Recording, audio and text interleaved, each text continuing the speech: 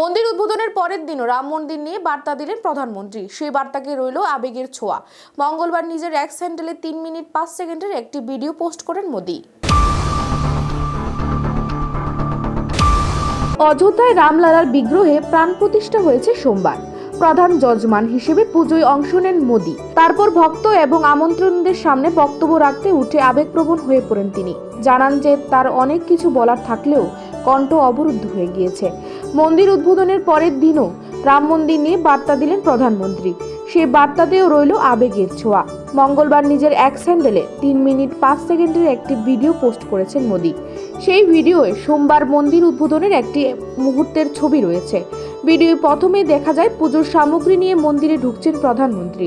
তারপরও দেখা যায় আবেগের চোখে জল মুছছেন ভক্তদের একাংশ। প্রধানমন্ত্রী রামলালাকে আরতি করছেন। এই দৃশ্য রয়েছে ওই ভিডিওয়।